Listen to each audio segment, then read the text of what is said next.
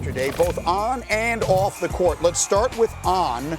Let's go to Game 5, winner take all, Fever and Aces, Asia Wilson and company, 30 seconds to go. Fever down by 2.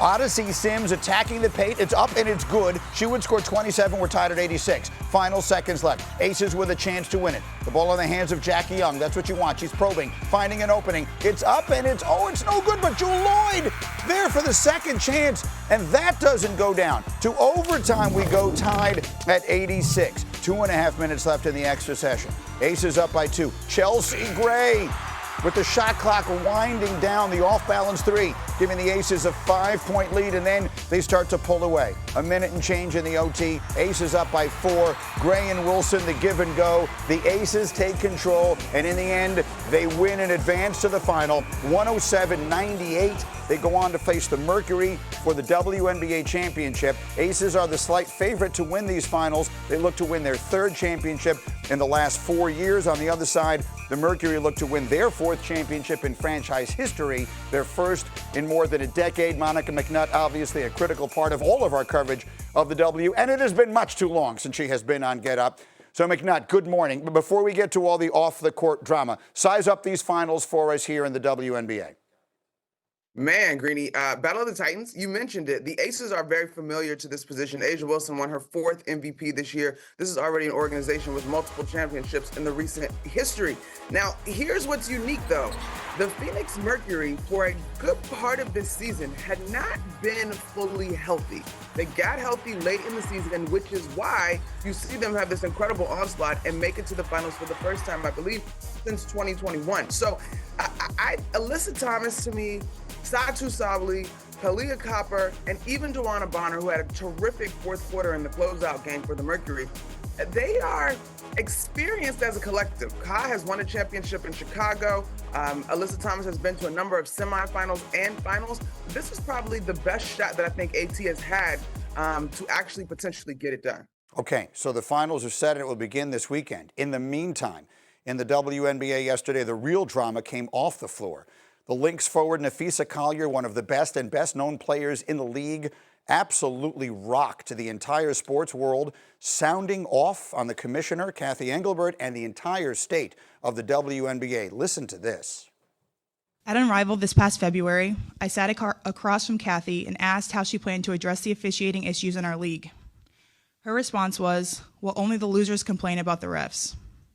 I also asked how she planned to fix the fact that players like Caitlin, Angel, and Paige, who are clearly driving massive revenue for the league, are making so little for their first 4 years. Her response was, Caitlin should be grateful she makes $16 million off the court, because without the platform that the WNBA gives her, she wouldn't make anything. And in that same conversation, she told me players should be on their knees thanking their lucky stars for the media rights deal that I got them. That's a mentality driving our league from the top. We go to battle every day to protect a shield that doesn't value us.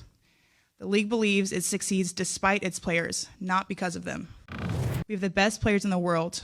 We have the best fans in the world. But right now, we have the worst leadership in the world.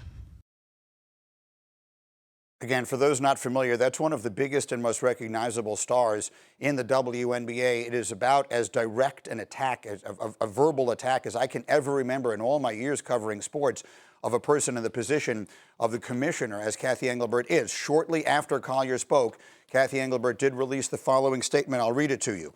I have the utmost respect for Napheesa Collier and for all the players in the WNBA. Together, we have all worked tirelessly to transform this league. My focus remains on ensuring a bright future for the players and the WNBA, including collaborating on how we continue to elevate the game. I am disheartened by how Napheesa characterized our conversations and league leadership, but even when our perspectives differ, my commitment to the players and to this work will not waver. So obviously, Monica, a lot of reaction all across the league. I was following it on social media yesterday. What was yours? Well, Greeny, sometimes I think things have to be blown up before they can be put back together in a way that appeases both sides. But let's make no mistake about this. As the commissioner, Cathy Engelbert should be proud of the media rights deal, but the players feel very strongly that they have not received the appropriate percentage of the revenue that's being generated. And this goes back to All-Star Weekend when they wore the Pay the Players shirt. It's important to note that the CBA will end at the end of October.